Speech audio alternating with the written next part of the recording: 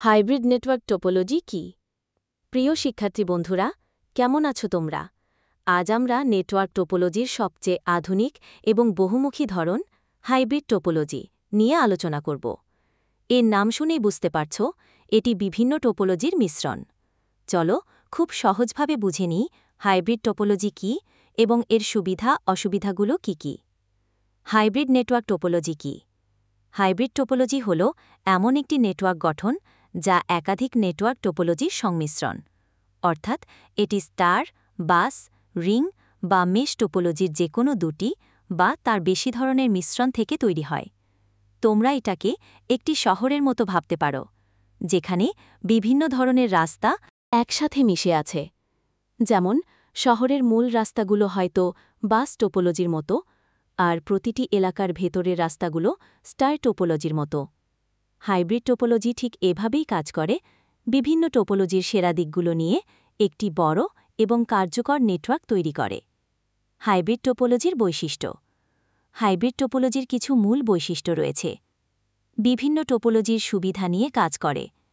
Hybrid topology বিভিন্ন টোপোলজির ইতিবাচক বৈশিষ্ট্যগুলোকে একত্রিত করে, যার ফলে নেটওয়ার্কটি আরও শক্তিশালী ও কার্যকরী হয়।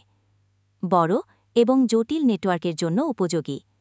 যেহেতু এটি বিভিন্ন টোপোলজির সমন্বয়, তাই এটি বড় প্রতিষ্ঠান, বিশ্ববিদ্যালয় বা একাধিক বিল্ডিংয়ের নেটওয়ার্কের মতো জটিল পরিস্থিতিতে ব্যবহারের জন্য খুবই উপযোগী।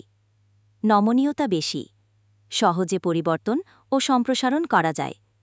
এই ধরনের নেটওয়ার্কে প্রয়োজনে নতুন টোপোলজি যোগ করা বা বিদ্যমান কোনো অংশ পরিবর্তন করা তুলনামূলকভাবে সহজ, কারণ একটি অংশে পরিবর্তন আনলে পুরো নেটওয়ার্ক ক্ষতিগ্রস্ত হয় না। হাইব্রিড টোপোলজি ব্যবহারের কিছু গুরুত্বপূর্ণ সুবিধা রয়েছে। দক্ষ ও স্থিতিশীল নেটওয়ার্ক গঠন করা যায়। বিভিন্ন টোপোলজির ভালো দিকগুলো একত্রিত করায় ডেটা প্রবাহ আরও দক্ষ হয় এবং নেটওয়ার্কের স্থিতিশীলতা বাড়ে। কোনো এক অংশে সমস্যা হলে অন্য অংশে সমস্যা কম পড়ে। যদি একটি নির্দিষ্ট টোপোলজি বা নেটওয়ার্ক সেগমেন্টে সমস্যা হয়, তবে পুরো হাইব্রিড নেটওয়ার্ক অচল হয় না। এটি নেটওয়ার্কের অন্যান্য অংশে তেমন প্রভাব ফেলে না, ফলে ডেটা প্রবাহ বেশিরভাগ সময় নিরবিচ্ছিন্ন থাকে। বড় প্রতিষ্ঠান ও সংস্থায় বেশি ব্যবহার হয়। এর নমনীয়তা এবং কার্যকারিতার কারণে বড় কর্পোরেশন, বিশ্ববিদ্যালয় বা সরকারি প্রতিষ্ঠানগুলোতে এটি ব্যবহৃত হয়। অসুবিধা। সুবিধা থাকলেও হাইব্রিড টোপোলজির কিছু উল্লেখযোগ্য অসুবিধা আছে। গঠন ও রক্ষণাবেক্ষণে জটিলতা বেশি।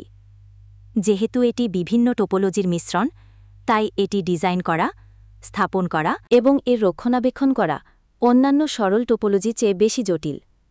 এর জন্য দক্ষ প্রকৌশলী প্রয়োজন। খরচ তুলনামূলক বেশি হতে পারে। একাধিক টোপোলজির সমন্বয় এবং এর জটিলতার কারণে স্থাপন ও রক্ষণাবেক্ষণে খরচ বেশি হতে পারে। উদাহরণ: একটি বড় বিশ্ববিদ্যালয়ের নেটওয়ার্ক হাইব্রিড টোপোলজির একটি চমৎকার উদাহরণ হতে পারে। এখানে বিভিন্ন ভবনের মধ্যে যোগাযোগের জন্য হয়তো বাস টোপোলজি ব্যবহার করা হচ্ছে, আর প্রতিটি ভবনের ভেতরে কম্পিউটারগুলো একটি কেন্দ্রীয় সুইচের মাধ্যমে স্টার টোপোলজিতে সংযুক্ত আছে। এই পুরো ব্যবস্থাটি একটি হাইব্রিড টোপোলজি। সারাংশ: সংক্ষেপে বললে, হাইব্রিড টোপোলজি হল একাধিক নেটওয়ার্ক টোপোলজির সংমিশ্রণ, যা বিভিন্ন টোপোলজির সুবিধাগুলোকে একত্রিত করে। এটি বড় ও জটিল নেটওয়ার্ক গঠনে সবচেয়ে বেশি কার্যকর এবং নমনীয়তা প্রদান করে। তবে এর গঠন ও রক্ষণাবেক্ষণ কিছুটা জটিল এবং ব্যয়বহুল হতে পারে।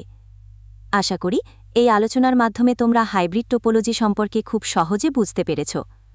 তোমাদের আর কোনো প্রশ্ন আছে কি?